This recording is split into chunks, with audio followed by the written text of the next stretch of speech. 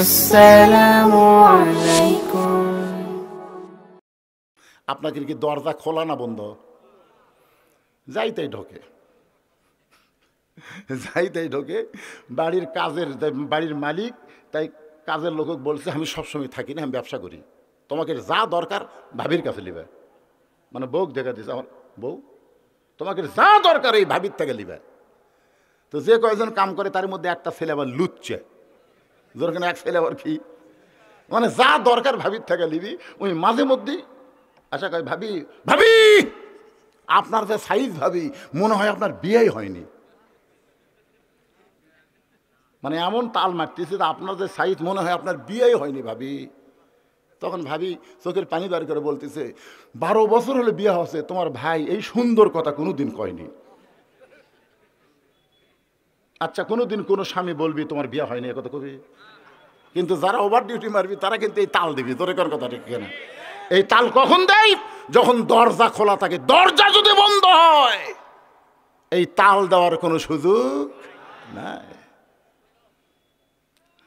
আল্লাহ কোরআনে বললেন, অকরনা ফি বুয়ুতিকুন্না ওয়ালা তাবাররুজনা তাবাররুজাল জাহিলিয়াতিল উলা। একটা ছোট বাচ্চা দরজায় দৌড়াদৌড়ি করতেছে, খেলাধুলা করতেছে। মেয়েদের মধ্যে একজন ডাক দিয়েছে, বাবু বাবু তোমার নাম কি? সঙ্গে সঙ্গে খেলাধুলা বাদ দিয়ে বাচ্চাটা বলতেছে, আমার নাম হলো হোসাইন ইবনে আলী। সুবহানাল্লাহ কবেন না? হোসাইন ইবনে আলী মানে কি বুঝতেছেন? আমার নাম হলো হোসাইন ইবনে আলী। সঙ্গে সঙ্গে মেয়েরা চমকে উঠে ভাবতেছে, এইটাই তাহলে ফাতেমার সন্তান। বাবা আনন্দে মাতিয়া সাগরে ভাসাইয়া সেই যে চইলা যায় খবর লয় না।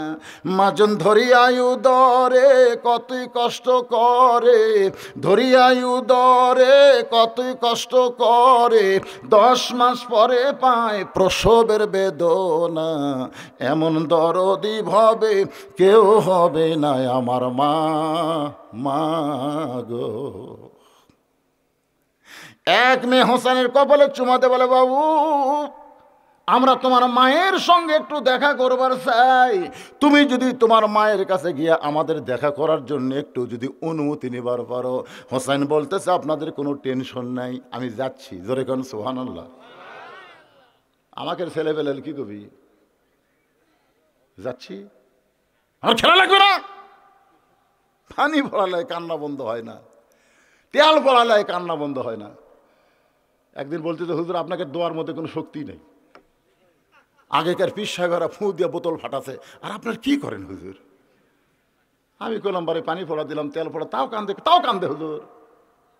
কিছুদিন পরে বলতেছে, খবর কি? আর কান্দে না। আলহামদুলিল্লাহ। তাহলে কি দিয়ে ভালো হলো? দোয়া দিয়ে ভালো হয়নি হুজুর, ওর বাপ একটা মোবাইল কিনে দিছে। এখন যেই কান্দে আমরা খেলা বার করে দিই, খেলা দেখি, আর কান্দে না। ছোট ছোট বাচ্চারা খেলাধুলাতে পাগল হয়ে গেছে। কথা এখন ঠিক কিনা? হোসাইন তো খেলাধুলাই করতেছিল, যেই মাত্র বলেছে তোমার মায়ের সঙ্গে আমরা একটু দেখা করব, অনুমতি নাও, সঙ্গে সঙ্গে হোসেন বলতেছে, কোনো টেনশন নাই, আমি যাচ্ছি। সুবহানাল্লাহ কোন। এমন ভালো হওয়ার পিছনে কিন্তু আলীর দায়িত্ব না, এমন ভালো হওয়ার পিছনে হলো মায়ের দায়িত্ব, ফাতেমার দায়িত্ব। ধরে কোন ঠিক কিনা? পেটে বাচ্চা নিয়ে রুকুর থেকে যখন শেষ দাঁত গেছে, বাচ্চা এরকম চাপ খাচ্ছে, চাপ। পেটত বাচ্চা 5 মাসের, বুঝতেছেন না? ফেরেশতাকে আল্লাহ, দেখো তোমার বান্দি নামাজ পড়বার দেয়, পেটের বাচ্চাতে চাপ খেলো, বাচ্চার কষ্ট হয় না? আল্লাহ কয়, সাক্ষী থাক, সাক্ষী থাক। এ মা শুধু নিজে নামাজ পড়তেছে না, পেটের বাচ্চাকে নামাজের ট্রেনিং দিচ্ছে। ওই বাচ্চা বের হলে জীবনেও নামাজ বাদ দিবি না, কারণ পেটের মধ্যেই বাচ্চার নামাজের ট্রেনিং মা দিচ্ছে। রুকু করতেছে, বাচ্চাও কাজ হচ্ছে না? শেষ দাঁত গেলে বাচ্চাকে ওই অবস্থা আছে না, কাজ হয়ে গেছে। শাশুড়ি সাহেব বলতেছে, বৌমা বৌমা এবার কিন্তু রোজা রাখা যাবে না, তোমার পেটত বাচ্চা আছে, রোজা থাকলে বাচ্চা শুকে যাবে। বৌমা বলতেছে, তাহলে কাগজ কলম আনেন। শাশুড়িকে, কাগজ কলমকে আপনি লিখে দেন যে আগামী বছর রোজা আমি পাবো, এই গ্যারান্টি আছে, লিখে দেন। শাশুড়ি বলতে তা তো লেখা, তা লেখা দেওয়া যাবে না, তাহলে আমি রোজা বাদ দেবো কেন? আমার কাছে আমার পেটের সন্তানের চাইতে আল্লাহর হুকুম রোজার দাম বেশি। আমি রোজা থাকবো, ই মরে মরুক। শাশুড়ি কয় এটা কি, এটা বউ কে রে? রোজা থাকছে সারাদিন, মা খায় না, পেটের বাচ্চারও রাত দেখা হয় না, লার দে খাবি সে খাওয়া হয় না। ফেরেশতাকে আল্লাহ দেখো তোমার বান্দি রোজা রাখার কারণে পেটের বাচ্চার কি কষ্ট হয় না? আল্লাহ বলে ফেরেশতা সাক্ষী থাক, যেই মা পেটে বাচ্চা নিয়ে রোজা করলো ওই মা শুধু নিজে রোজা করলো না, পেটের বাচ্চাকেও রোজার ট্রেনিং দিল। এখন যে হোটেলে কালো পর্দাতে ভিতরে খায়, কারণ কি? ওই পেটত থাকতে ওর মা রোজা থাকেনি। আজান দিলে ঘাড় কাজ করা যায়, কারণ কি? ওই পেটত থাকতে ওর মাও নামাজ পড়েনি। আল্লাহ সুযোগ করে দিয়েছে প্রতি মাসে 3 দিন 5 দিন তোমার মাসিক বেরো হয়, পেটে বাচ্চা হওয়ার সঙ্গে সঙ্গে আমি আল্লাহ মাসিক বন্ধ করে দিছি। এই জন্যই দিছি যে তোমার ইবাদত খালি তোমার একলা ইবাদত না, পেটের বাচ্চারও ইবাদত। জোরে কোন কথা ঠিক কিনা? পেটে বাচ্চা লিয়ে গোটা পাঙ্গাসিয়ে ঘুরিছে, পেটত বাচ্চা লিয়ে গোটা পাড়া ঘুরিছে, তো বাচ্চা কি করবি? ওইও ঘুরতেছে, ওই বেলা বেড়ায় ঘুরতেছে, ওইখানে ধান্দাতে পোলা কখন দিবি, পোলা কখন দিবি, তখন আসবি। কি মনে কষ্ট লিচ্ছেন? সঙ্গে সঙ্গে হোসাইন দৌড় মারতেছে, মায়ের কাছে যাবে। জোরে বলেন কার কাছে যাবে? এক ঘর পাড়ি দিয়ে আর এক ঘরের মধ্যে মা আছে। যে ঘর পাড়ি দিচ্ছে সেই ঘরের মধ্যে হযরত আলী আল্লাহর কোরআন তেলাওয়াত করতেছে। ইন্নামাল মুমিনুনা আল্লাযীনা ইযা যুকিরাল্লাহু ওয়াজিলাত কুলুবুহুম ওয়া ইযা তুলিয়াত আলাইহিম আয়াতুহু যাদাতুহুম ঈমানাও ওয়া আলা রাব্বিহিম ইয়াতাওয়াক্কালুন। ঘরের মধ্যে কোরআন পড়তেছে কে? হযরত আলী। কিন্তু হোসাইন বাহির থেকে এসে যখন মায়ের ঘর থেকে যাবার চাই, এমন সময় হযরত আলী বললেন থাম থাম। সঙ্গে সঙ্গে হোসাইন ব্রেক হয়েছে। কে রে, বাহিরে খেলাধুলা করতেছিলি, ভালো তো, ভিতরে ঢুকেই ব্যাপার কি? বলতেছে আব্বু কতগুলো মেয়ে মানুষ মার সঙ্গে দেখা করবার চায়, আমার মা দেখা করার অনুমতি দিবে কিনা এটা জানার জন্য আমি ঢুকতেছি। হয়তো আলী বললেন তোর বয়স কত? তো হোসেন বলতেছে আমার বয়স কত আপনি ভালো জানেন। আলী বলতেছে এই জন্য তো থামালাম, কারণ এখন তোর যে 4 বছর বয়স হয়েছে, যখন তখন মায়ের ঘরে ঢুকতে পারবি না। মেয়েদের জন্য অনুমতি কিরে, তোর নিজের জন্য অনুমতি লওয়া লাগবে। কথা কন না গান। কয় বছর? 4 বছরের বাচ্চা যখন তখন মায়ের ঘরে ঢুকতে পারবে না। 2 বছর পর্যন্ত পারবি। 2 বছরের বাচ্চারা খালি দেখে ঠিকই বোঝে না। হাদিস শরীফে আছে আপনি 2 বছরের বাচ্চা চেতন আছে, 2 বছর 24 মাসের বাচ্চা চেতন আছে, আপনি বাচ্চার সামনে আপনি বক চুমা খাবেন, বাচ্চা দেখবি ঠিকই কিন্তু বুঝবার পারবি না। কিন্তু যখনই 2 বছর পার হবে তখন বাচ্চার সামনে চুমা খেলে ওই খালি দেখবি না, এটা মেমোরির মধ্যে লোড করবি, লোড। ওই বাইরে এসে বলতে পারে আব্বা তাই মাক চাপে ধরছিল রে, এটা বলবার পারে না। এই জন্যে 2 বছর পর্যন্ত সন্তান চেতন থাকা অবস্থায় আপনি বউকে মহব্বত করে পারবেন। যেই 2 বছর পার হবে সন্তান ঘর থাকা অবস্থায় আপনার হালাল বউকেও আপনি আদর করতে পারবেন না, কারণ সিসি ক্যামেরা আছে। ধরে কারণ কি ক্যামেরা? তাহলে হোসেনের বয়স কত? জোরে কোন কয় বছর? 4 বছরের বাচ্চা যদি হঠাৎ মায়ের ঘরে যায় আর মা যদি বেআব্রু অবস্থায় থাকে, কারণ ঘরের মধ্যে মেয়েরা খুব পোশাক খুব একটা ভালো পরে না। জোরে কোন কথা ঠিক কিনা? বাইরেই যে অবস্থা, যদি ফাতেমা একটু বেআব্রু অবস্থায় থাকে আর এমন সময় যদি হোসাইন ঢোকে তাহলে কিন্তু মা জিব্বাত কামড় দিবে। জোরে কোন ঠিক কিনা?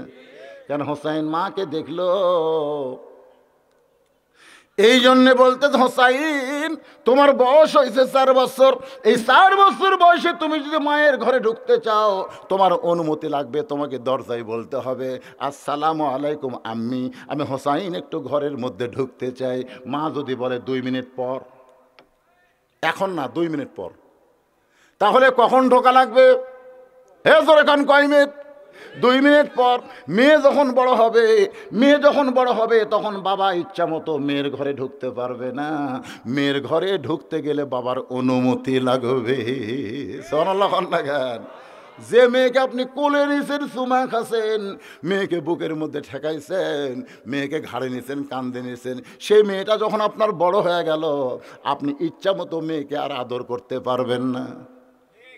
আল্লাহ নবী জোহরের নামাজের পরে ফাতেমাকে দেখার জন্য আইছে।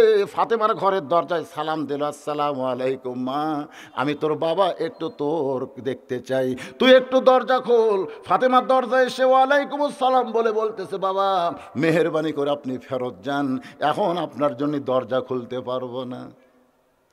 আল্লাহ রাসূল বললেন, ফাতেমা তাহলে আসরের নামাজের পরে আসতেছি। নবী চলে গেলেন। আসরের নামাজের পরে এসে দরজায় সালাম দিয়ে বললেন, ফাতেমা আমি নবী একটু তোমার ঘরে ঢুকতে চাই। ফাতেমা বলে, বাবা আপনি কি জানেন না আপনার মেয়ে বড় হয়েছে, যখন তখন বাবা মেয়ের ঘরে ঢুকতে পারবে না। ও বাবা, আমার শরীরে এমন একটা কাপড় আছে যে কাপড় পরে আপনার জন্য দরজা খুলতে আমি বড় শরম পাই। সঙ্গে সঙ্গে আল্লাহ নবী গায়ের চাদর খুলে জানলার কাছে গিয়ে বললেন, ফাতেমা এই চাদরটা পরে আমার জন্য দরজা খুলে দে মা, আমি একটু তোর মুখটা দেখে যাবার চাই। ফাতেমা জানলা দিয়ে চাদর নিয়ে সেই চাদর উপরে বাবার জন্য দরজা খুলেছে। ফাতেমা মাটির দিকে তাকায় আছে, নবীর মুখের দিকে তাকায় না, মাটির দিকে তাকায় আছে। রাসূল বলতে, ফাতেমা এত শাস্তিস কেন মা, তোর চোখের নিচে আমি সুরমার কালো দেখতে পাই। ফাতেমা কান্দারে বলে, বাবা আমি সাজিনি বাবা, সাজি নাই, আজকে 3 দিন হলে না খাওয়ার কারণে আমার চোখের নিচে কালিমা পড়ে গেছে বাবা, আমি সুরমা দেইনি বাবা, আমার চোখের নিচে কালিমা পড়ে গেছে। সঙ্গে সঙ্গে নবী ফাতেমার হাতটা নিয়ে একটা চুমো দিয়ে বলে, ফাতেমা আমি তোরে কিছুই দিতে পারলাম না মা। 33 বার সুবহানাল্লাহ, 33 বার আলহামদুলিল্লাহ, আর 34 বার আল্লাহু আকবার বলবি। দুনিয়াতে তোর কষ্ট হলে কি হবে মা, আল্লাহ তোকে জান্নাতের 8টা দরজা খুলে দিবে। বাল তুসিরুনাল হায়াতাদ দুনিয়া ওয়াল আখিরাতু খায়রু ওয়া আবকা। আলী বললেন, থাম। হুসাইনকে থামায় দিয়া, হুসাইন যখন দাঁড়িয়ে আছে এমন সময় হযরত আলী বললেন, এই কোরআন শরীফ ধর। সুবহানাল্লাহ। 4 বছরের বাচ্চাকে বলতেছে কোরআন শরীফ ধর। হুসাইন বলতেছে দেন। সুবহানাল্লাহ কবেন না? তার মানে কি বোঝা গেল? কি বুঝতেছেন? এই 4 বছরের বাচ্চা এমন ভাবে তৈরি হয়েছে যখন তখন কোরআন শরীফ ধরবার পারে। আর আমাকে যুবকগুলা, আসো তো বাবা,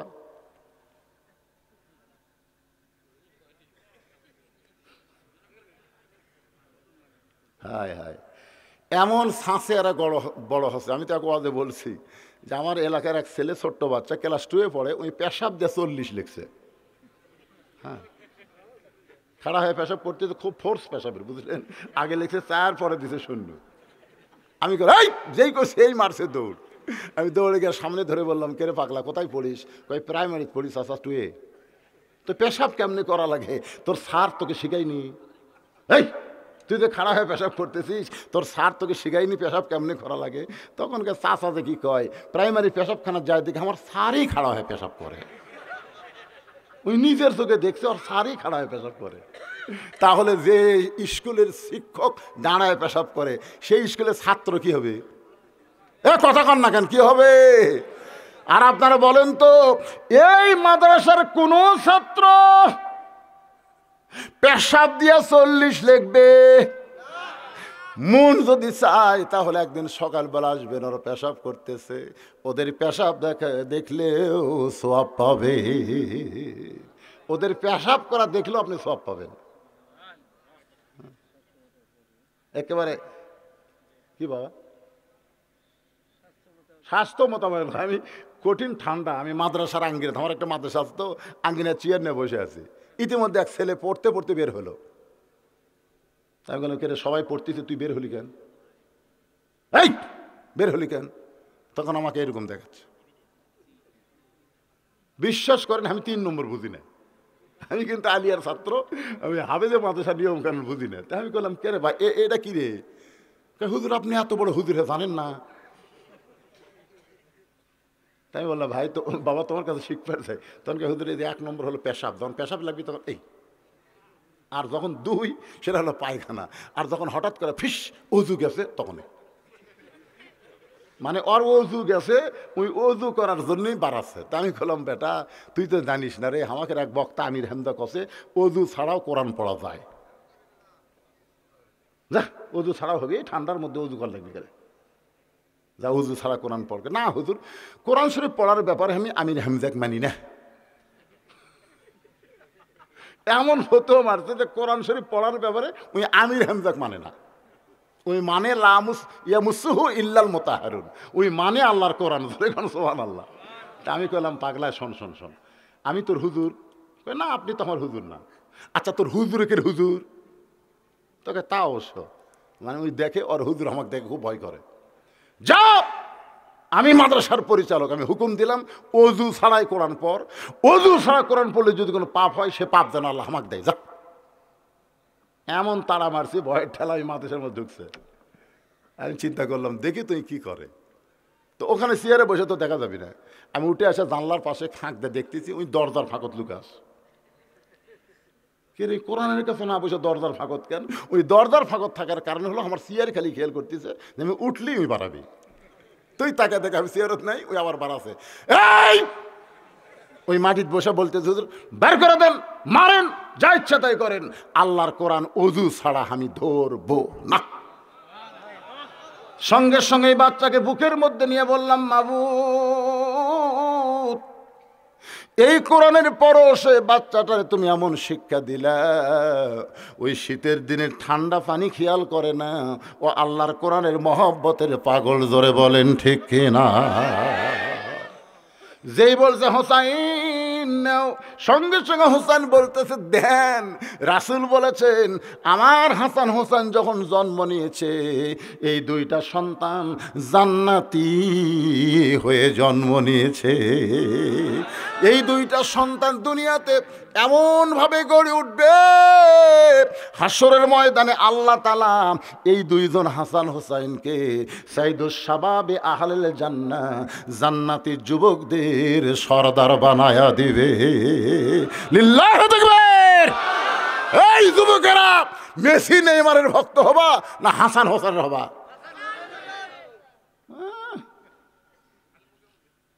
হাসরের ময়দানে মেসি আর নেইমারকে আল্লাহ খাড়া করে দেবে, খাড়া করে দিয়ে বলবে রাসূল বলেছেন মান তাশাব্বা বিকওমিন ফাহুয়া মিনহুম, যে যাকে মহব্বত করবি তার সাথে হাসর হবি।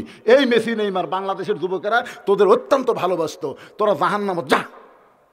তখন বলবে আল্লাহ তোমার নবী কইছে, তাহলে ওর কুকলিয়াই যায় কি? তখন কি হবে? কেরে যুবকেরা কথা কয় না কেন, কি হবে রে? আর হাসান হোসেনকে দাঁড় করে বলবে হাসান হোসেন তোমরা 2 জন জান্নাতি যুবকদের সর্দার, বাংলাদেশের সব যুবকগুলোকে নিয়ে জান্নাতে যাও। তখন বলবে ওরা আমাকে চিনি না, ওরা খালি মেসি আর নেইমার, মেসি আর নেইমার। হোসেন যখন এইভাবে কোরআন ধরলো সুবহানাল্লাহ কোন, এমন সময় হযরত আলী বলতে হোসাইন ছেলে মায়ের ঘরে ঢুকতে গেলে মায়ের অনুমতি লাগবে, বাবা মেয়ের ঘরে ঢুকতে গেলে বাবার অনুমতি লাগবে, কিন্তু একজন মানুষ সব সময় ঢুকতে পারবে, অনুমতি লাগবে না, সেটা হলো বউয়ের ঘরে স্বামী ঢুকতে। তোর মা আমার কে হয়? কে রে বাপ হয়ে বেটাকে বলতেছে, আপনাকে কত শরম লাগতেছে? ফাতেমা হযরত আলীর কে হয়? ফাতেমা হযরত আলীর বউ হয়, বউ স্বামী লয়, বউ বউ না। আল্লাহ কোরআনে বলেছেন হুন্না লিবাসুল লাকুম ওয়া আনতুম লিবাসুল লাহুন্না। সুবহানাল্লাহ। আমার মায়েরা অনেক সময় কয় হুজুর খালি আমাদের বিরুদ্ধে ওয়াজ করে। আল্লাহ রাসূল ঘরের মধ্যে বসে আছে, শোনেন মজার কথা শোনেন, যে আয়াতে কারিমা তেলাওয়াত করলাম এর শানে নজুল, এটা কেন আল্লাহ নাজিল করছে তার শানে নজুল। এমন সময় মা আয়েশা রাসূলের ঘরের মধ্যে ঢুকছে, যেই ঢুকছে নবী টানে গেছে। আমরা নবীর শানে আগে ইয়া নবী সালাম আলাইকে দাঁড়াতাম, তোর কোন কথা ঠিক কিনা? কিন্তু আল্লাহ রাসূল দাঁড়াছে। আয়েশা ভাইকে রে, আমি ঘরের মধ্যে ঢুকলাম আর বসা নবী দাঁড়ালো কেন? নবী দাঁড়ানোর পরে দরজা বন্ধ করে দিলেন, জানলা বন্ধ করে দিলেন। আয়েশা থরথর করে কাঁপতেছে। রাসূল বলে, আয়েশা কাঁপতেছো? বলে, ইয়া রাসূল আল্লাহ, আপনার জুতার পরশে আল্লাহর আরশ ধন্য হয়ে গেছে, যদি কোনো বেয়াদবি হয় এই কারণেই দেহ কাঁপতেছে। রাসূল বলে, আয়েশা, একজন নবীর জুতার পরশে আল্লাহর আরশ ধন্য হয়েছে, একজন নবীর জুতার পরশে। আয়েশা বলতেছে, হুজুর আপনি তো হলো সেই নবী। রাসূল বললেন, দরজা যতক্ষণ খোলা ছিল ততক্ষণ আমি নবী ছিলাম, যেই দরজা বন্ধ হয়েছে আমি আর নবী নই, আমি হলাম স্বামী আর তুমি আমার বিবি। সুবহানাল্লাহ কবেন না? আমি স্বামী আর তুমি বিবি। আয়েশা দৌড়ে এসে নবীর বুকের মধ্যে ঝাঁপ দিছে। বুকের মধ্যে ঝাঁপ দেওয়া মানে সাগরও ঝাঁপ দেওয়া, তাই না? আমার বুক হলো সাগর রে, ভালোবাসার সাগরে মা আয়েশা ঝাঁপ দিয়া নবীর বুকের মধ্যে মাথা লুকায় বলতেছে, আল্লাহ, আমার নবী শুধু বিশ্ব নবী নয়, আমার নবী হলেন পৃথিবীর 1 নম্বর স্বামী। সুবহানাল্লাহ, জোরে কান। যখন খাদিজা নবীর হাতে কলমা পড়ে মুসলমান হচ্ছে, তখন আল্লাহ রাসূল বলেন, খাদিজা, ও খাদিজা, দুনিয়ার কেউ ঈমান গ্রহণ করেনি, তুমি সর্বোত্তম আমার হাতে। মানে রাসূল একটু সংকোচ করতেছে, বউ যে। আমরা 3টা জিনিস খেয়াল করছি আমার এলাকার, আপনার এলাকার খবর আমি জানি না। আমার এলাকার কোনো ডাক্তার বইয়ের সিজার করে না। আমার এলাকার কোনো ডাক্তার তার বইয়ের সিজার করে না। বাচ্চা পেটে আসলে নর্মালে বাচ্চা নেয়, সিজার করে না। কারণ সিজার করলে হয় বাচ্চা আগে বার করা লাগবে, বাচ্চা মায়ের পেট কাটা লাগবে, মা অসুস্থ হয়ে যাবে। এদের আমার এলাকার কোনো ডাক্তারের বউ সিজার করে না। আমার এলাকার কোনো মৌলবি বাড়িতে মিলাদ পড়ায় না। এটা আমার এলাকার কথা বলতেছে। আমার এলাকার একটা মৌলবি মানুষের বাড়িতে মিলাদ পড়ে, কিন্তু নিজের বাড়িতে পড়ে না। আমার এলাকার কোন পীরের বউ পীরের হাতে মুরিদ হয় না, কারণ প্রত্যেকটা পীরের বউ জানে আমার স্বামী 1 নম্বর লুচ্চা। এই মাঝে মধ্যে মুরিদের বইয়ের দিকে টেরা হয়ে তাকা থাকে। তাহলে কয়টা জিনিস করলাম? 1 নম্বর হল ডাক্তারের বউ সিজার করে না, 2 নম্বর মৌলবীর বাড়িতে মিলাদ হয় না, 3 নম্বর পীরের বউ মুরিদ হয় না। কিন্তু সর্বপ্রথম নবীর হাতে কলেমা পড়েছে নবীর বিবি। এখান থেকে প্রমাণ হয়ে গেল আমাদের নবী কোনো পীর না, কোনো ঠাকুর না। আমাদের নবী হলো লাকাদ কানা লাকুম ফি রাসূলিল্লাহি উসওয়াতুন হাসানা। জোরে কোন উসওয়াতুন হাসানা। একটু মনোযোগ দিয়ে শুনবেন। আয়েশা যখন নবীর বুকের মধ্যে ঝাঁপ মারছে, আস্তে করে নবী ডান হাতখানা আমার দিকে খেয়াল করেন। যারা বিয়ে করছেন তাদের জন্য বলতেছি, এভাবে ডান হাতটা পিঠের উপরে দিয়ে নবী চাপ মারছে। বউকে মাঝে মধ্যে বুকের মধ্যে নিয়ে একটু চাপ দিবেন। যারা বিয়ে করছেন তারা একটু আমলের নিয়তে শোনেন, আর যারা বিয়ে করেন না ওরা আবার চাপ দিবার বিপদে পড়েন না। হ্যাঁ, এরকম যখনই চাপ মারছে সঙ্গে সঙ্গে আল্লাহ ডাকতে বলে, জিবরাইল কোথায় তুমি? জিবরাইল বলতেছে, আল্লাহ এমন করে ডাকতেছেন কেন? আমি তো সব সময় লব্বাইক। আল্লাহ বলে, জিবরাইল, নবী ঘরের মধ্যে যে আমল করতেছে এ আমলে আমি আল্লাহর আরশ খুশি হয়ে গেছে। যারে জিবরাইল, যা নবীর কাছে কোরআন নিয়ে যা। জিবরাইল বলে, আল্লাহ নবী কি আমল করতেছে? আল্লাহ বলে, তোকে বলা যাবে না, কোরআনের আয়াত নিয়ে যা। ফেরেশতা জিবরাইল নবীর ঘরের পার্শ্ব থেকে বলে, আসসালামু আলাইকা ইয়া রাসূলুল্লাহ। নবী চমকে উঠছে। আয়েশা বলে, হুজুর কি হয়েছে? বলে, ফেরেশতা জিবরাইল আইছে। আয়েশা বলে, ইয়া রাসূলুল্লাহ, এই মুহূর্তে জিবরাইল আসা কি ঠিক হলো যখন আপনার বুকের মধ্যে আমি মজা পাইতেছি? আর তেমন সময় আল্লাহ জিবরাইল পাঠালো।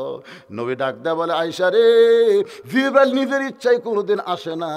মা ইয়ানতিকু আনিল হাওয়া ইন হুয়া ইল্লা ওয়াহয়ুহা। আল্লাহ নবী বলেন, জিবরাইল খবর কি?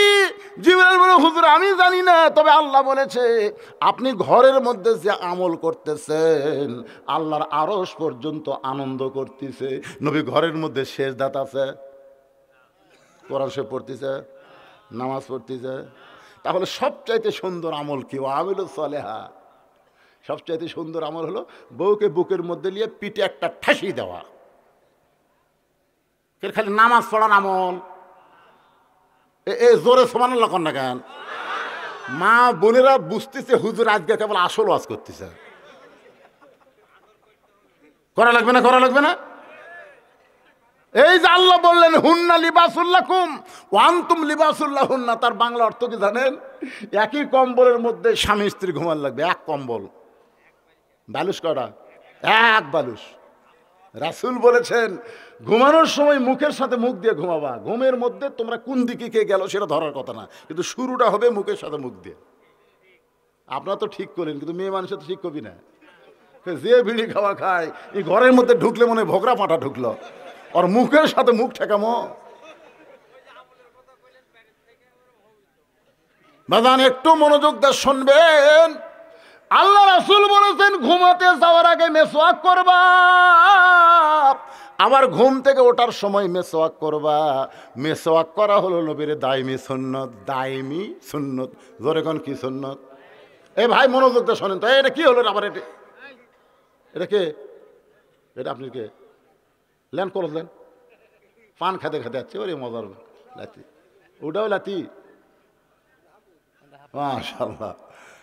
এ মেসওয়াক করা দাইমি সুন্নাত। দাইম বোঝেন? সবসময় মেসওয়াক রাখবেন।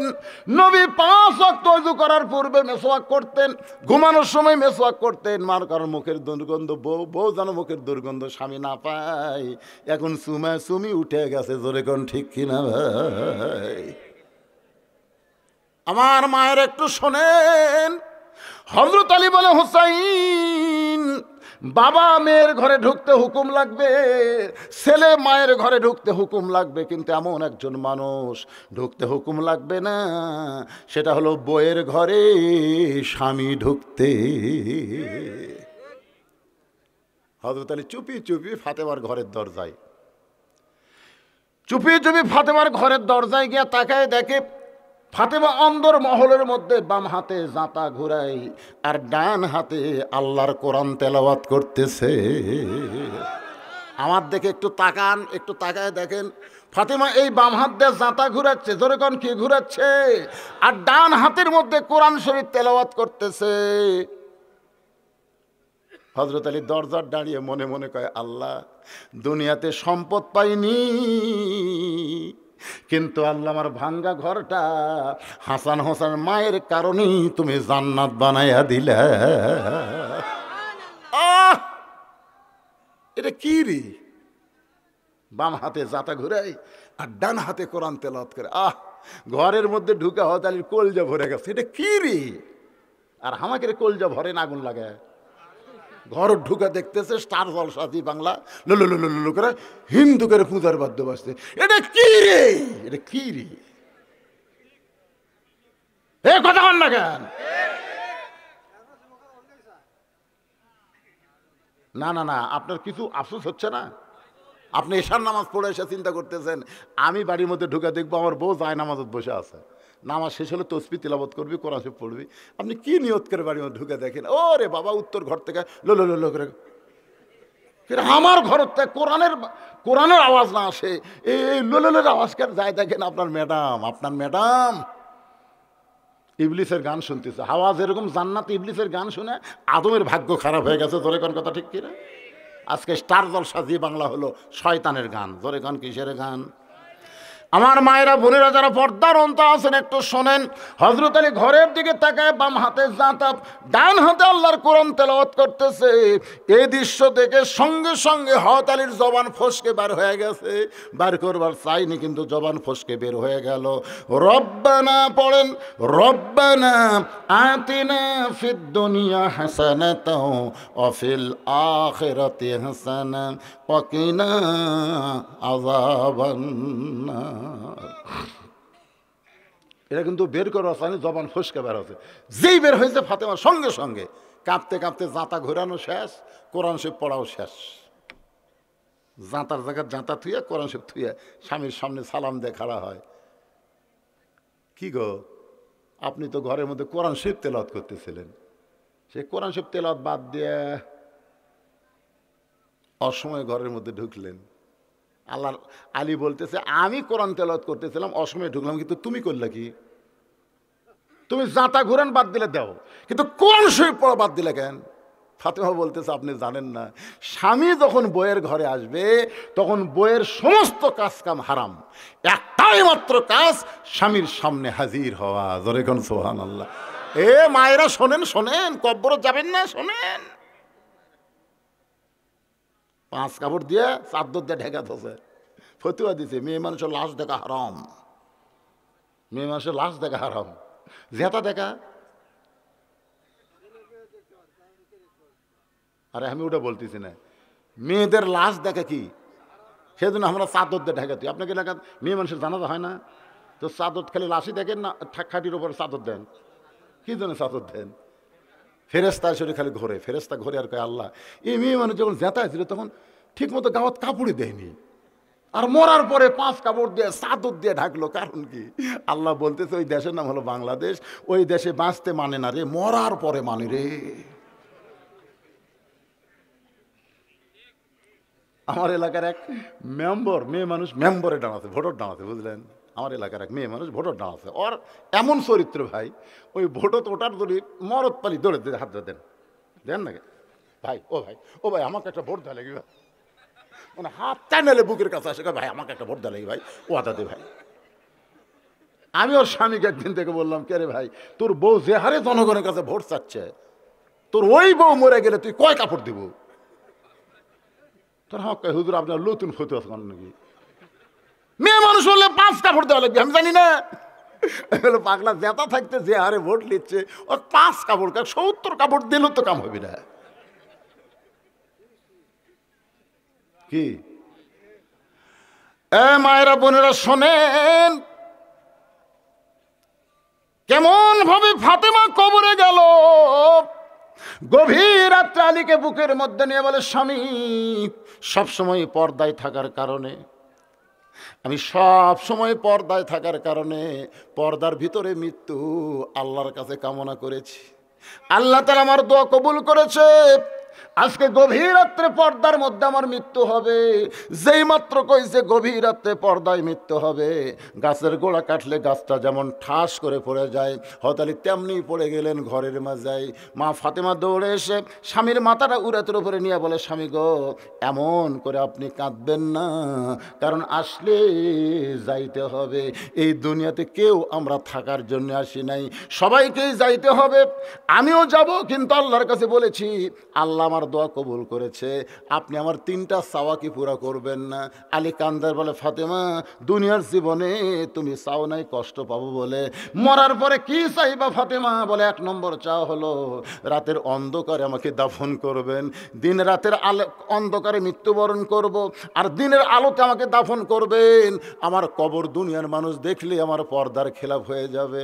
আমার 2 নম্বর চাওয়া হলো আমার কোনো জানাজার ব্যবস্থা করবেন না।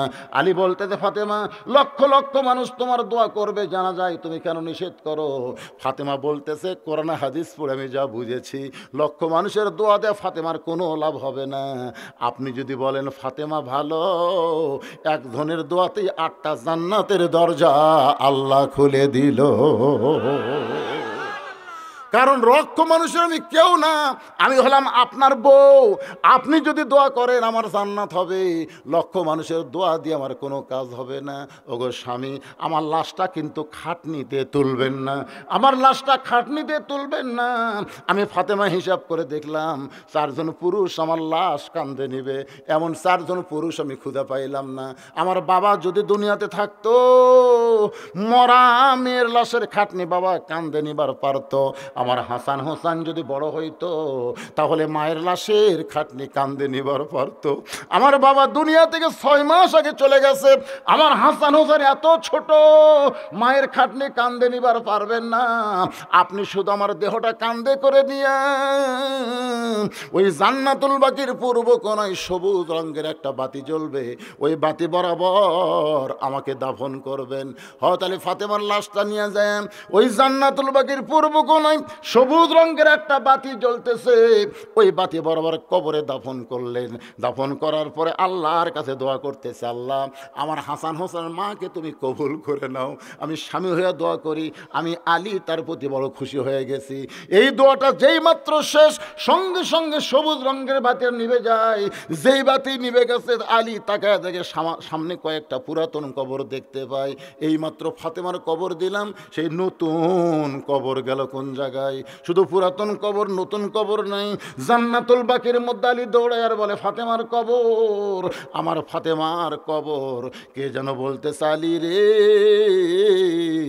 ফাতেমা পর্দানিশি, আমি আল্লাহ জোহরা ডিগ্রি দিয়া তার কবর কেউ পর্যন্ত কিয়ামত পর্যন্ত পর্দা করেছি। লিল্লাহ তাকবীর। আমার মায়েদের জন্য বলতেছি, মা আপনাদের 1 নম্বর আমল হলো পর্দা। জোরে বলেন, নাম কি? আর আমাদের 1 নম্বর আমল কি? আমি কিন্তু নামাজের উপর ওয়াজ করতে করতে মেয়েদের একটু পর্দার উপর ওয়াজ করতে এসে আলীকে ফাতেমার দরজাত খাড়া করে তুলতে, মনে আছে নাকি? আর হাসান হোসেনের হাতে কি আছে? এলে মনে রাখবেন। ওয়াজ চলতেছে, ও আমিল সলেহা। এরপর আর 2টা পয়েন্ট আছে। একটা হলো অতাওয়া সাওবিল হক, অতাওয়া সাওবিল হক। বাংলাদেশে একজন ছিলেন আজিজুল হক। আজিজুল হকের একটা ছেলের নাম হলো মামুনুল হক। আল্লাহ কোরআনে বলেছেন, কুল জাল হক ও জাহাকাল বাতিল ইন্নাল বাতিলা কানা জাহুকা। এখন হক নিয়ে কিছু কথা বলবার গেলে মামুনুল হক বলে ধরা পড়ছে। সাংবাদিক যা বলতেছে, কাবিন আছে। এটা হলো হকের অবস্থা। আর সাকিব খানের কাছে কেউ যদি যায়, ওই পেট মোটা করে দেয়। কি খান? একটা সাংবাদিকের লুচ্চারা হলো না যে তোমাদের পেটত বাচ্চা আসে, সাকিব খান বিয়া ছাড়া বাচ্চা দেয়, এই শালা কাজ পর্যন্ত পুলিশও ধরলো না। জোরে কোন কথাটা? তাহলে বাংলাদেশে হকের অবস্থা কি? আজিজুল হকও কিন্তু জেলখানাত গেছিল, জোরে কোন ঠিক কিনা? ও জোর ফানি দেয়নি। আর মামুনুল হক সেই জুয়ান তাগড়া মানুষ গেল, হাজরা দেওয়ার সময় লাঠি ধরল, তারপর আবার দেখি সিয়ারত করে নিয়ে আসতেছে। তাহলে হকের অবস্থাটা কি? আমি ওয়াজ করবো তাওয়া সাওবিল হক, শুনবেন না? আর 4 নম্বর বিষয় হলো অতাওয়া সাওবিল সবর, ধৈর্য ধরা লাগবে। এই ধৈর্যের আবার ব্যাখ্যা আছে। এই 2টা ব্যাখ্যা করবার গেলে 12টা এখনই বাজলো রে, কি বিপদ হয়ে গেল। না করতে থাকে ইনশাল্লাহ, তা হবি না কেন? আমাকে আবার ফজরের নামাজ আদায় করা লাগবে। জোরে কোন কথা ঠিক কি না?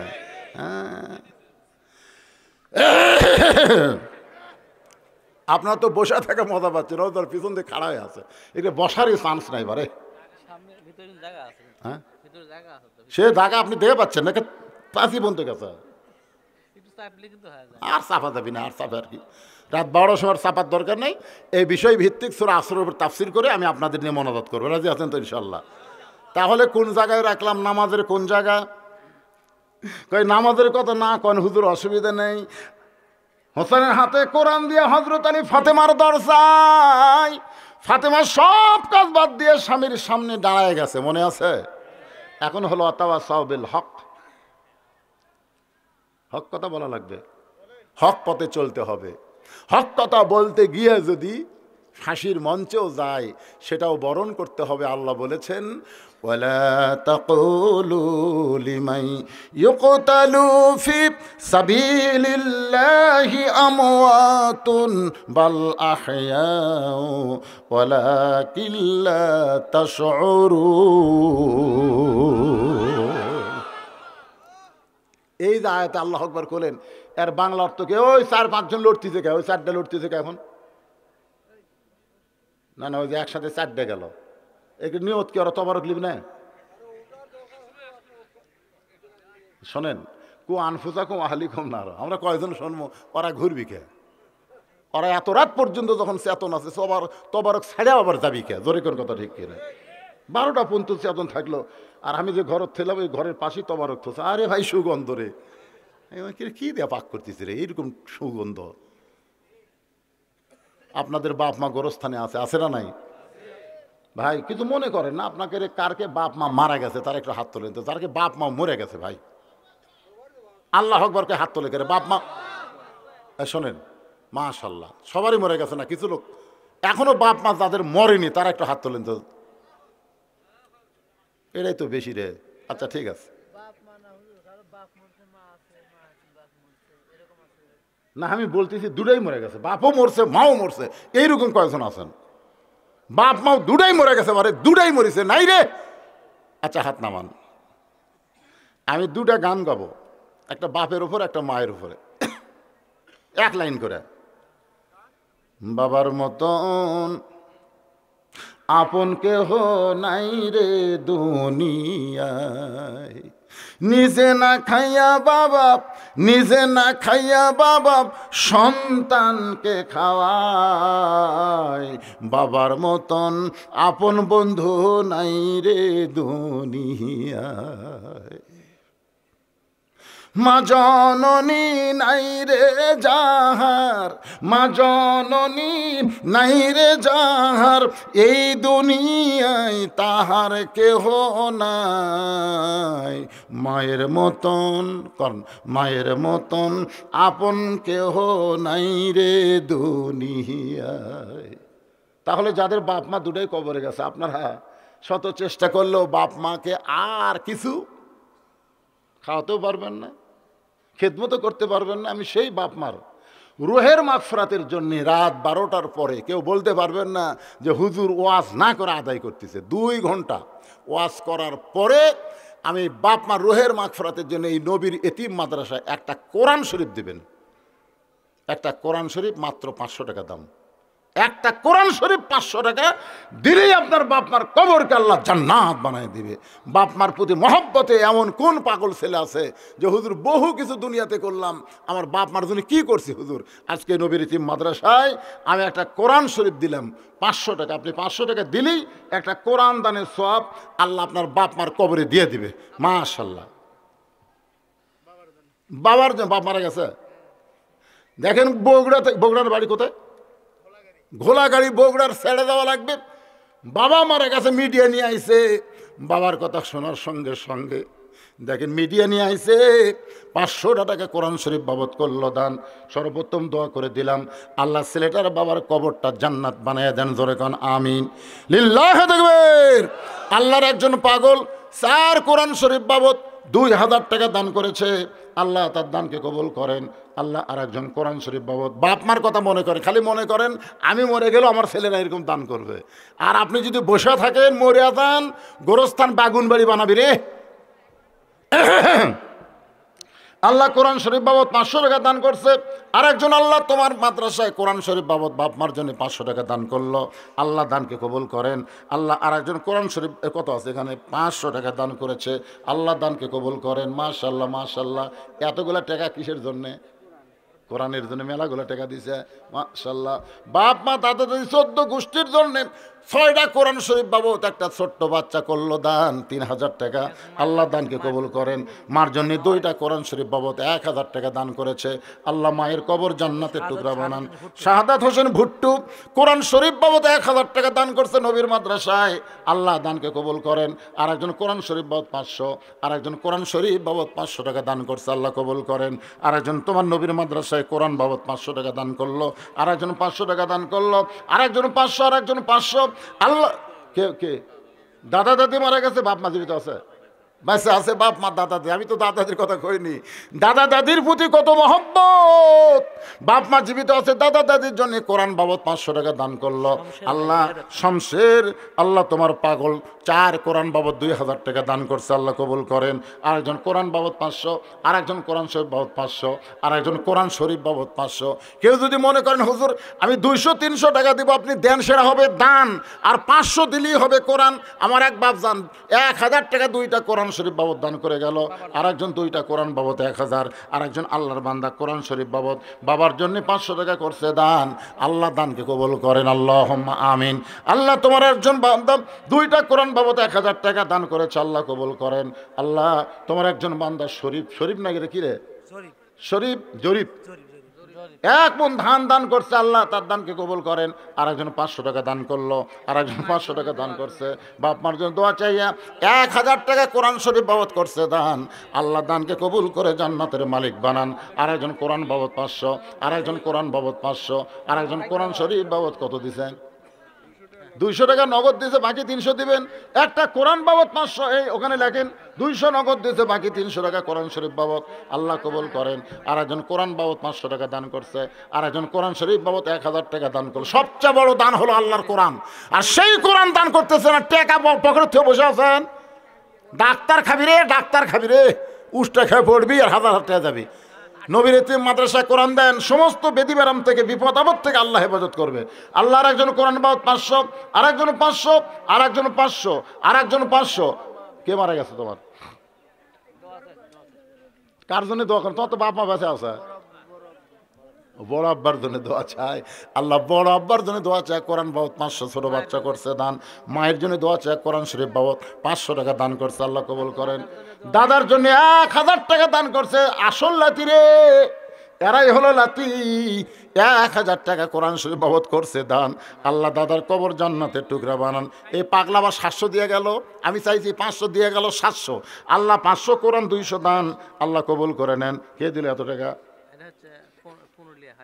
পুনুলিয়ার হায়দার আলী 2 কোরআন শরীফ হয়নি তো 1400 টাকা দিয়েছে। কিভাবে দিল রে? ও 900 আর 100 টাকা দিলে 2 কোরআন শরীফ হয়। এই 900 দিয়ে গেল, তাও কোরআনের মধ্যে, আল্লাহ কবুল করো। লিল্লাহে তাকবীর। রোকেয়া বেগম মরদ মানুষের চাইতে বেশি দিছে রে, এখন পর্যন্ত 5000 কোনো পুরুষ মানুষ দেওয়ার পারে নাই। রোকেয়া বেগম মা আমার 5000 টাকা 10টা কোরআন শরীফ বাবদ করছে দান, আল্লাহ মা রোকেয়ার দানকে কবুল করে, মা ফাতেমার সঙ্গে জান্নাতি কবুল করেন। 100 টাকা 1 মন ধান, এগুলো আপনার নাম লেখেন। নাম লিখতেছেন ওখানে তো, নামগুলো দেওয়া লাগবে তো। খালি 100 টাকা 1 মন ধান কে দিল? তার নাম আব্দুল মান্নান নাম লেখেন। 100 টাকা নগদ 1 মন ধান দান করেছে, আল্লাহ কবুল করেন। আর একজন 1100 টাকা দান করছে, আল্লাহ কবুল করেন। আর একজন কোরআন বাবদ 500, আর একজন 200। একজন মহিলা 100 টাকা দান করে দোয়া চায়, আল্লাহ তোমার একজন পাগল কোরআন বাবদ 500 টাকা দান করলো। আর একজন কোরআন শরীফ বাবদ 1000 টাকা 600 টাকা দান করেছে, আল্লাহ কবুল করেন। আর একজন আল্লাহর বান্দা 1000 টাকা 2টা কোরআন শরীফ বাবদ করলো দান, তোমার নবীর এতিম মাদ্রাসায়, আল্লাহ দানকে কবুল করেন। 200 বাকি লেখা দিয়ে, তার মানে কোরআন শরীফ 500 নগদ, 300 বাকি, 200, আল্লাহ কবুল করেন। আর একজন 550 টাকা দান করেছে কোরআন বাবদ, আল্লাহ কবুল করেন। আর একজন 200 টাকা দান করছে, আল্লাহ কবুল করেন। 2টা কোরআন শরীফ। ছেলে আর শাশুড়ি, ছেলেও মারা গেছে। আরে বাবার মন কত কান্দে, ছেলের শাশুড়ির জন্য 2টা কোরআন শরীফ দান করলো। ছেলের কবর, শাশুড়ির কবর আল্লাহ জান্নাত বানায় দেন। মায়ের জন্য দান করলেন, মা বাবার জন্য কোরআন বাবদ দান করছে 500 টাকা, আল্লাহ বাপ মার কবর জান্নাতের টুকরা বানায় দেন, আল্লাহুম্মা আমিন। এবারে গলা খাকারে দেন রে, গোরস্থানে জমি পাওয়া গেছে 17 শতক। লিল্লাহে তাকবীর। নাম কি লেখছে? এর নাম কি? আয়ুব আলী এবং ওয়ারেস 2 ভাই মিলে গোরস্থান মাদ্রাসায় 17% জায়গা নগদ 1000 টাকা দান করেছে। আবার জমির দলিল সাথে সাথে দিয়ে দিছে। আল্লাহ একটা দোয়া করি ভাই, আমরা একটা দোয়া করি রে, এমন আবার 1000 টাকা একটু দান। হাত তোলেন বাবা, হাত তোলেন। আল্লাহুম্মা আমিন। আল্লাহ তোমার বান্দা আয়ুব আর ওয়ারিস মিলে বাপ মার রুহের মাগফিরাতের জন্যে গোরস্থানে জায়গা সংকটের সময় 17% জায়গা করছে দান। গোরস্থানের একটু মাটি বায়না করে রাখ, কখন যেন পড়তে পারে তোর মরণেরই ডাক। যেই বাড়িতে আমরা থাকতে পারবো না, সেই বাড়ি লক্ষ লক্ষ কোটি কোটি টাকা দিয়ে তৈরি করি। যে গোরস্থানে 50,000 বছর থাকা লাগবে, সে গোরস্থানে আমরা দান করতে চাই না। তোমার বান্দা 17% জায়গা দিল, আল্লাহ তুমি জান্নাতে তাদের জায়গা দিও, তাদের বাপ মার কবরকে জান্নাত বানায়ো। আল্লাহ দানবের খাতায় নামটা লে, কঠিন মুসিবতের দিন ওসমান গনি রাদিয়াল্লাহু সঙ্গে 2 ভাইকে জান্নাত দিও, বিরহমাতিকা ইয়া আরহামার রাহিমিন। হ্যাঁ, ইউসুফ আলী কোরআন শরীফ বাবদ 500 টাকা দান করছে, আল্লাহ কবুল করেন। আল্লাহ তোমার একজন যুবক বান্দা 2টা কোরআন শরীফ বাবদ 1000 টাকা দান করছে, আল্লাহ কবুল করেন। আনসার 1 মণ ধান, আনসার 1 মণ ধান দান করছে নবীর মাদ্রাসায়। ইউসুফ আলী 1 মণ, ইউসুফ আলী 1 মণ ধান। এগুলো ওই ধার্যা লিখে দেন বাবা, ওই ধার্যা লিখে দেন রে, লিখে দেন, লিখে দেন। লেখো। আনসার যে হাট করা 1 মণ ধান, 500 একজন কোরআন শরীফ বাবা দান করেছে, আল্লাহ কবুল করেন। এখন আপনারা মনে করতেছেন হুজুর 500 টাকা না, আপনি 100 দেন, 200 দেন, যেটাই দেন সেটাই দান, দান করেন, সবাই দান করেন। আপনারা কি গামছার উমরের টাকা আদায় করছেন? আল্লাহ লা ইলাহা ইল্লাল্লাহ, লা ইলাহা ইল্লাল্লাহ। জিকির করতে করতে এক ছেলে এসে দুইটা কোরআন 1000, এক ছোট্ট বাচ্চা কোরআন শরীফ 500 করে গেল দান। আল্লাহ সকলে এর দানকে আল্লাহ আপনি কবুল করেন। টাকাগুলো নিচে এলে এখন সাইজ করেন। শানুর মাশাআল্লাহ রে, কুদ্দুর থেকে দৌড়াচ্ছে রে, ওই যা পারছে দিছে, মাশাআল্লাহ। দেখ ছোট্ট মানুষ কোথায় দৌড়াচ্ছে।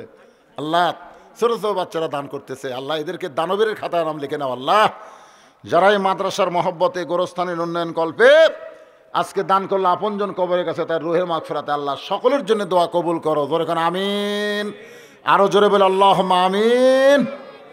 মানে আমার আগে আব্দুল জলিল সাহেব সব তুলিছে, এই গামছা টামছা যা ছিল সব তুলছিল।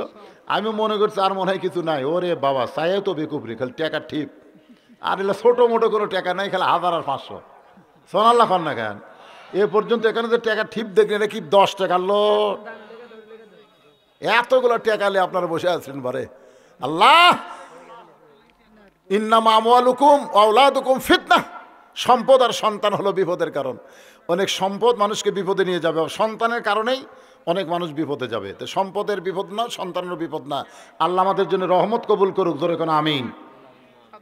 সাদ্দাম হোসেন, নামি সাদ্দাত না সাদ্দাম মেম্বার, মেম্বার, মেম্বার বাকি করে ভোট আছে না হয়ে গেছে বাকি 3000 বর্তমান মেম্বারে? আচ্ছা,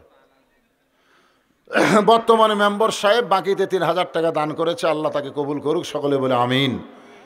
খাতাত লেখেন, একটু জিকির করে আলোচনা শুরু হবে। লা ইলাহা ইল্লাল্লাহ, লা ইলাহা ইল্লাল্লাহ, লা ইলাহা ইল্লাল্লাহ। হ্যাঁ মারা গেছে, এই গোরস্থানে আছে। বাবার জন্য দোয়া চায়, ছেলে দান করেছে, আল্লাহ বাবার কবর জান্নাতের টুকরা বানাক, সকলে বলে আমিন। ফাতেমা বলতে, স্বামী গো আপনি ঘরের দরজায় দাঁড়িয়ে থাকবেন, আমার জন্য জাতা ঘুরান, কোরআন তেলাওয়াত চলবে না। কারণ স্বামী যখন বিবির কাছে আসবে তখন বিবির দুনিয়ার কোনো কাজ করা জায়েজ, কথা কয় না কেরে। আলী বলতেছে দুনিয়ার কাজ না হয় জাতা ঘুরেন, কিন্তু কোরআন শরীফ। ফাতেমা বলতেছে কোরআন শরীফ পড়া হলো নফল, আর স্বামীর কাছে দাঁড়ানো হলো ফরজ। আল্লাহ রাসূলের হাদিস কি জানেন? যে আপনার বউ যদি নফল নামাজের নিয়ত করে আর আপনি যদি ডাক দেন, বউয়ের নাম হলো রহিমা, রহিমা, তখন নামাজ বাদ দিয়ে বলা লাগবে কি গো। হ্যাঁ নফল নামাজ, শুধু ফরজ নামাজ যদি নিয়ত করে আপনার বউ, আপনি ডাকলে বউ উত্তর দিবে না, কিন্তু ফরজ ছাড়া নফল নামাজে দাঁড়ালে স্বামীর ডাকে উত্তর দেওয়া লাগবে। কারণ আল্লাহর পরে কাউকে যদি সেজদা দেওয়ার হুকুম থাকতো, রাসূল বলেছেন, তাহলে প্রত্যেকটা বউকে বলা হতো স্বামীর পাঁওত সেজদা কর। এই হাদিস দিয়ে রাসূল কি বুঝালেন? আল্লাহর পরেই হলো স্বামী, আল্লাহর পরে কি কার কাছে? বউয়ের কাছে। আমি মেয়ে মা বোনদের বলতেছি, নফল রোজা যে আপনারা রাখেন, স্বামীর অনুমতি ছাড়া নফল রোজা রাখা যাবে না। একেবারে মন খারাপ করছেন নাকি? আপনাকে পক্ষে হচ্ছে না বিপক্ষে হচ্ছে? কঠিন শীতের রাত, গোসল করা কষ্ট না? দুপুরে গোসল করার আগে স্বামী ডাকতেছে, আসো তো একটু খেলাধুলা করি। বউ বলতেছে আমি ওজা আছি, আমি ওজা আছি। এটা কিসের ওজা রে? স্বামীর হুকুম ছাড়া নফল নামাজ, নফল রোজা করা যাবে।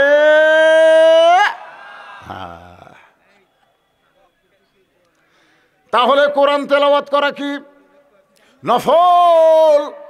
কোরআন মানা হলো ফরজ, সুবহানাল্লাহ কোন। আর কোরআন শিক্ষা করা হলো ফরজ। কোরআন শিক্ষা করা ফরজ, কোরআন মানা ফরজ, আর সব সময় কোরআন তেলাওয়াত করা হলো নফল। ওগো স্বামী, আপনি কি জন্য দরজায়? আলী বলতেছেন তোমার হোসাইন, তোমার হোসেন ঘরের মধ্যে ঢুকবার চাইছিল, আমি তার হাতে কোরআন শরীফ দিয়ে, যেই কোরআন আমি পড়তেছিলাম সেই কোরআন এখন হোসেনের হাতে। জোরে কান কার হাতে? মাসুম বাচ্চার হাতে কোরআন শরীফ দিয়ে আমি আইছি কতকগুলা মেয়ে মানুষ ঘরের মধ্যে ঢুকতে চাই, যদি তুমি অনুমতি দাও তাহলে তোমার সঙ্গে দেখা করবে। ফাতেমা মুচকি মুচকি হেসে স্বামীর কপালে একটা চুমা দিয়ে বলে, স্বামী গো, মেয়েদেরকে আমার সঙ্গে দেখা করতে গেলে আপনাকে কষ্ট করে পর্দার ব্যবস্থা করা লাগবে। মেয়েরা যদি আমার সঙ্গে দেখা করতে চাই তাহলে আপনাকে কষ্ট করে পর্দার ব্যবস্থা করা লাগবে। আলী মুসকে মুসকে হাসিয়ার বলে, ফাতেমা, মেয়েরা মেয়ের সঙ্গে দেখা করবে, এখানে পর্দা লাগবে না। ফাতেমা বলতেছে, আপনি জ্ঞানের রাজা হতে পারেন কিন্তু পর্দা বিষয়ে আপনি কম জানেন। আলী বলতেছে, পর্দা মানে জানি না, মানে মেয়েরা মেয়ের সঙ্গে দেখা করবে, এখানে পর্দা কি? ফাতেমা বলতেছে, যে কটা মেয়ে দরজার দাঁড়িয়ে আছে আপনি কি তাদের চেনেন? আপনারা বলেন তো, ফাতেমা যে প্রশ্নটা করলো এই প্রশ্নের মধ্যে মারেফত আছে না নাই? কি বলতেছে? যে কটা মেয়ে দরজার দাঁড়িয়ে আছে আমার সঙ্গে দেখা করবে, আপনি কি তাদের চেনেন? আমি যদি বলি, আমার পাড়ার উত্তর পাড়ার একটা ছেলে বিয়ে করছে, বউটা খুবই সুন্দরী, এই গল্পটা যদি আমার বউয়ের কাছে কই, আর বউ কিন্তু মনে মনে কবি আমার স্বামী লুচ্চা আছে। কিন্তু ওই পাড়ার বউ সুন্দরী, এই হুজুর হয়ে জানলো কেমনে? এই জন্যে ফাতেমা বলতেছে, দরজার যেগুলো মেয়ে মানুষ দাঁড়িয়ে আছে আপনি কি তাদের চিনেন? আলী বলতেছেন, দুনিয়ার একটা মেয়েকে আমি চিনি, সেই মেয়েটা হলো ফাতেমা, আমার হাসান হোসাইনের মা। ফাতেমা স্বামীর কপালে চুমাতে বলতেছে, এই জন্যই তো পর্দার ব্যবস্থা করা লাগবে। কারণ যে কয়টা মেয়ে দাঁড়িয়ে আছে তাদের মধ্যে কেউ যদি বেপর্দা নারী থাকে, আর সেই বেপর্দা নারী যদি ফাতেমা দেখে, ফাতেমার চোখের সাইজ, মুখের সাইজ, কানের সাইজ, লবের সাইজ, এরা যদি বেপর্দা কোনো পুরুষের কাছে বলে, তাহলে আমি ঘরের মধ্যে থাকা লাভ হলো? এই জন্য মেয়েদের সঙ্গে দেখা করতে গেল আমি ফাতেমা সরাসরি দেখা করব না, পর্দার ভিতর থেকে মেয়েদের সঙ্গে কথা বলবো। আমার মা বোনদের জন্য বলতেছি, মা, ওই ফাতেমার সিগনেচার ছাড়া কোনো মেয়ে মানুষ কিন্তু জান্নাতে যাবার পারবে না। মেয়েরা জান্নাতে যদি যাবার চাও তাহলে ফাতেমার সিগনেচার লাগবে, আর ফাতেমার 1 নম্বর আমল হলো পর্দা। আর আমাকে 1 নম্বর আমলের নাম কি? নামাজ। নামাজ ছাড়া কিন্তু উপায় নাই। এই যুবকেরা কি মনে করতেছে এখন পড়তেছে না, বুড়া হলে পড়বা?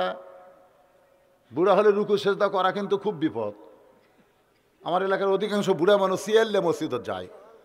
আমি সেই ফতুয়া দিতে, সিয়ার চলবি না, সিয়ারের নামাজ পড়ো, বাড়িতে পড়ো, মসজিদে চলবি না। কারণ মসজিদে চলবি হলো কাতার সোজা করা। ধরে কারণ ঠিক কিনা? চেয়ারে বসে কাতার সোজা করা যাবে না। অনেকে আমার মোর রাগ করছে, হুজুর তাহলে সিয়ারের নামাজ হবে না? হবি রে, সিয়ারের নামাজ হবি, বাড়িতে হবি, মসজিদে হবি না। আমার কথা কি বুঝলেন? আমি সিয়ারে নামাজ পড়া হারাম করিনি। তুমি যদি না পড়ো, গ্রামের ঘুরে গেছে, অ্যাক্সিডেন্ট করছে, অসুস্থ, তাহলে তুমি সিয়ারত বসে পড়ো, বাড়িতে পড়ো। অসুস্থ লোকের জন্য জামাতে নামাজ পড়া ওয়াজিব না, কেবলমাত্র সুস্থ সবল মানুষের জন্যই জামাতে নামাজ পড়তে হবে। আমার কথা কি বুঝতে পারলেন? হ্যাঁ। তো সুস্থ সবল মানুষ কখন থাকে? যৌবন বয়সে না বুড়া বয়সে? এই জন্য নামাজের বয়স কখন? না না, যৌবন না, 7 বছর থেকে নামাজের তালিম দেওয়া লাগবে। এভাবে নিয়ত বান্ধার, এতে নিয়ত যে বানতেছে না, একটা নিয়ম নাই। কুটি হাত বান্ধা লাগবে, তার একটা নিয়ম নাই। সূরা ফাতিহা কমপক্ষে 10টা সূরা, এগুলো নামাজের তালিম দিতে হবে 7 থেকে 10 বছর পর্যন্ত। 3 বছর তালিম হবে, 10 বছর থেকে জোর করে। এটা কি জোর করে বুঝছেন না? না পড়লে চাবুক দিয়ে পড়ার লাগবে। সুবহানাল্লাহ। তাহলে 1 নম্বর আমল হলো নামাজ। ইন্না সলাতা তানহা আনিল ফাহশাই ওয়াল মুনকার। একমাত্র নামাজই পারে মানুষকে যাবতীয় খারাপি থেকে বাঁচায় দিতে।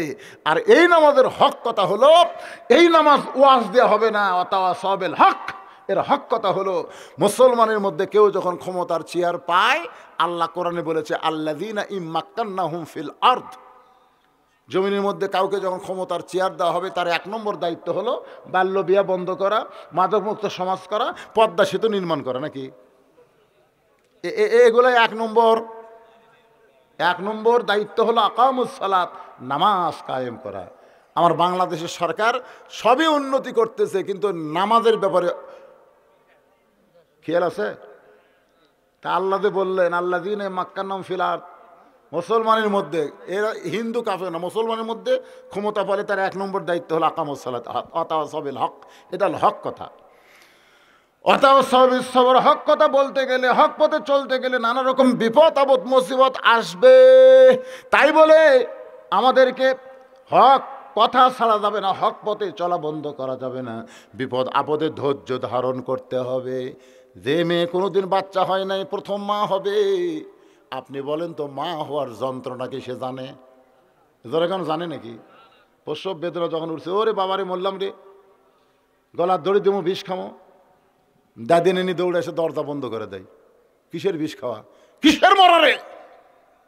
অথবা সব সর, ধৈর্য ধর।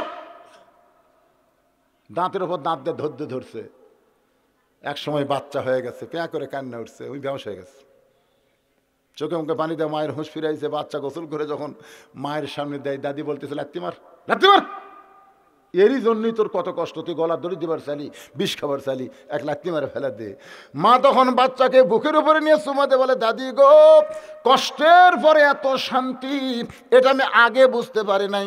আজকে বাংলার জমিনে আল্লাহর পথে থাকার কারণে যারা কষ্ট, রিমান্ড, জেল জুলুম খাটতেছে, ওরাও কিন্তু শান্তি পাবে।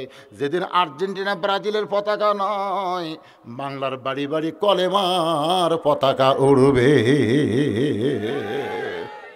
এই দৃশ্য আল্লাহ আমাদের সকলকে দেখার তৌফিক দান করুক। সকলে বলে আল্লাহুম্মা আমিন। আস্তাগফিরুল্লাহ রাব্বি মিন কুল্লি জামবি ওয়া তুবু ইলাইহি লা হাওলা ওয়ালা কুওয়াতা ইল্লা বিল্লাহিল আলিয়্যিল আযীম। আল্লাহুম্মা সাল্লি আলা মুহাম্মাদ ওয়া আলা আলি মুহাম্মাদ কামা সাল্লাইতা আলা ইব্রাহিম ওয়া আলা আলি ইব্রাহিম ইন্নাকা হামিদুম মাজিদ। আল্লাহুম্মা বারিক আলা মুহাম্মাদ ওয়া আলা আলি মুহাম্মাদ কামা বারাকতা আলা ইব্রাহিম ওয়া আলা আলি ইব্রাহিম ইন্নাকা হামিদুম মাজিদ।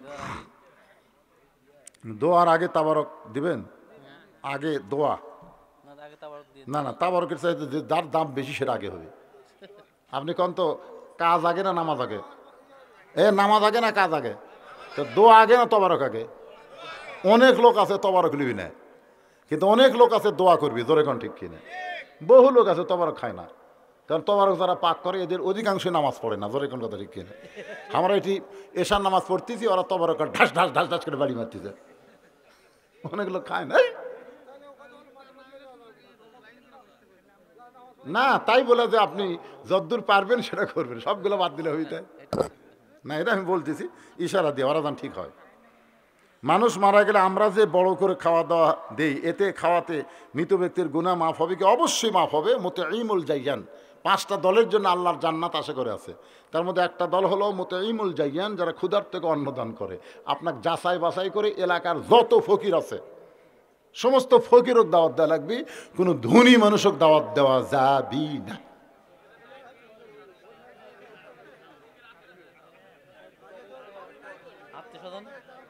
না, কোনো আত্মীয় স্বজন চলবে না। আত্মীয় স্বজনের মধ্যে যারা গরিব, এখানে বলা হয়েছে সরাসরি মুতাইমুল জাইয়ান, যারা ক্ষুধার্ত তাদেরকে খাওয়াতে পারলে সওয়াব হবে। আর পাইকারি হারে সব দাওয়াত দিয়ে ভালো জায়গায় বসে খিলাচ্ছে, ফকির আসলে কয় খেড়ের পালার ধার যা যা, মানে ফকিরকে খিলান লাগবি, আর ওগুলো বলতেছে বাঁচলে পাবো যা। তা নাই, খাওয়াও নাই, ওই খিলানোর দরকার নাই। একেবারে এক কথা না খিলানি ভালো। এ খাওয়া রাসূলের সময় ছিল না, সলফে সালেহিনদের সময় ছিল না, এটা নতুন আমদানি হচ্ছে। লেখছে এই টাকা মসজিদ মাদ্রাসা দিলে আই সর্বনাশ, খাইলি সওয়াব, একেবারে স্থায়ী সওয়াব, কিয়ামত পর্যন্ত সওয়াব পাবি। খাইয়া দেখালে এক ঢেকুশ মারলি সব শেষ। খালি খাই, লবণ কম হচ্ছে রে, আমি 2 টুকরা পাচ্ছি রে, খালি আলু দিয়ে গেছে, সওয়াব হবি। আর এই যে মসজিদ মাদ্রাসা দিবেন, কিয়ামত পর্যন্ত আপনার বাপ মাও সদকা জারিয়ার সব পাবি, জোরে কোন সুবহানাল্লাহ। এই জন্য ওইলা বাদ দেন। স্বয়ং আল্লাহ মানুষের মন পায়নি, আর আপনি খিলে মানুষের মন পাবেন, দরকার নেই। আর যদি পারেন অল্প ছোট অনুষ্ঠান করে গরিবদেরকে ফকিরদেরকে খাওয়াবেন, আর নিয়ত করবেন যে এই গোটা ফকির খিলালাম আমার বাবার রুহের মাগফিরাতে, তাহলে সব পাবেন। আমার কথা কি বুঝলেন? আমি কি বুঝাবার পারলাম? ফেতনা ফাতনি হবে না তো? হ্যাঁ, মাদ্রাসার ছাত্র খিলেন, মাদ্রাসার ছাত্র মানে তো এরা বুঝতেছে না, তারা হাঁটলে পায়ের তলে ফেরেস্তা পাকা দেয়, এর কে সাথে কারো চলবে না, চলবে নাকি? না সেটাই। তো তাহলে মাদ্রাসার বাচ্চারা হেঁটে যাচ্ছে, ফেরেস্তা পাকা দিচ্ছে, আগে পাকার উপর দিয়ে পারে সোনা লখন তো কয় মাসের ছিল খিলেন মানে এরকম যত খিলাবেন তত সব। মাঝে মধ্যে দাওয়াত দিয়ে খিলাবেন, বোঝেন না? মাঝে মধ্যে, মাসে মাসে লয়, মাঝে মধ্যে ওরা যখন কোরআন পড়ে মনে হয় দুনিয়ার কোনো মাদ্রাসা না, জান্নাতের বাগানের কবিতর বাকবাকুম করতেছে। সোনা লখন না মাদ্রাসার সঙ্গে সম্পর্ক রাখবেন। আপনাকে এই গোরস্থানে বাপ মা শুয়ে আছে, মন চাইলে মাদ্রাসার বাচ্চা করে খিলাবেন, যা তোরা খাই আর বাপ মার জন্য দোয়া কর। জি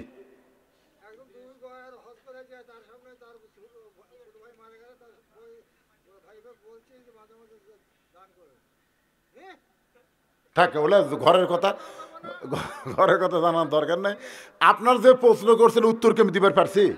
আলহামদুলিল্লাহ, আল্লাহ আমিন, আল্লাহ সালাম অমিনকাসালাম তাবারাকতা ইয়া যাল জালালি ওয়াল ইকরাম। আয় আল্লাহ তাআলা, মাগরিবের নামাজের পর থেকে রাত 12:30 পর্যন্ত তোমার পাগল বান্দা বান্দিরা আরামের বাড়ি ঘুমকে বাদ দিয়া কোরআন হাদিসের মহব্বত কলিজার মধ্যে নিয়ে এই জান্নাতের বাগানে বসে বসে কোরআন হাদিসে আলোচনা শোনার শেষে আমি গুনাহগারের সঙ্গে রহমতের দরজায় ফকির হইয়া দোকানা হাত তুলেছে। মেহেরবানি করে আজকের মাহফিল আমাদের সকলের হেদায়েতের জন্য, নাজাতের জন্য, জান্নাতের জন্য কবুল করো। এই মাহফিলের শুরু থেকে শেষ পর্যন্ত যত আলোচনা হয়েছে আল্লাহর মধ্যে যদি ত্রুটি হয়, ভুল হয়, মাফ করে দাও। এর যা হাদিয়া মঞ্জুর করো সোনার মদিনায় নবী পাকের রওজা মুবারকে কবুল করে নাও। তামাম আম্বিয়া কেরাম, আসহাবে কেরাম, তাবিনী কেরাম, তাবিনী কেরাম, তামাম পৃথিবীর মাটির নিচে যত মুমিন মুমিনা শুয়ে আছে আল্লাহ সকলের আরওয়াফে হাদিয়া কবুল করো। আল্লাহ আমরা যারা হাত তুলেছি আমাদের জনম দুঃখনী মা অন্ধকার কবরে চলে গেছে, আল্লাহ মেহেরবানি করে মায়ের কবরটাকে জান্নাত বানাও।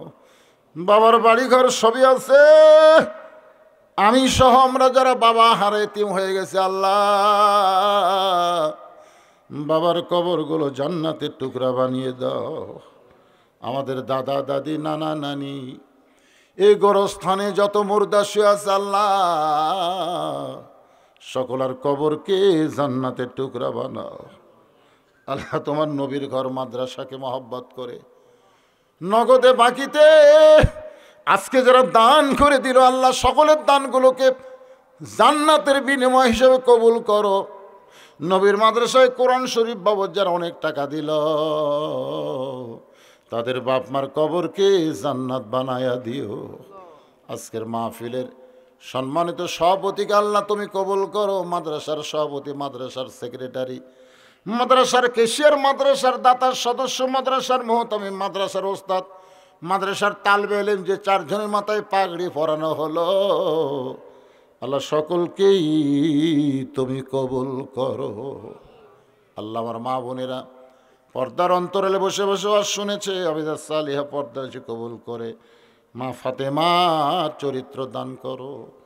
আমি অসুস্থ, আমার মতো অসুস্থ হয়ে যারা হাত তুলেছে আল্লাহ সকলকে সুস্থ করে দাও। তোমার গোরস্থানে 17% মাটি দিল আয়ুব আর ওয়ারিস আল্লাহ তাদেরকে ওসমান গনির সঙ্গে কবুল করে তাদের বাপ মার কবর জান্নাত বানাও। আমি গুনাহগার বলে দোয়া ফেরা দিও না আল্লাহ। এতগুলো মানুষের মধ্যে যার 2 হাত পছন্দ হয় সেই 2 হাতের ওসিলায় মাহফিলকে কবুল করো। যেদিন মৃত্যু হবে দিনটা যেন জুমার দিন হয়, মাসটা যেন রমজান মাস, ইমানের সাথে ইদ্যতের সাথে এই দুনিয়া থেকে বিদায় নেওয়ার কালে আমাদের জবানে তুমি জারি করে দিও লা ইলাহা ইল্লাল্লাহু মুহাম্মাদুর রাসূলুল্লাহ সাল্লাল্লাহু। ভাই তাবারকের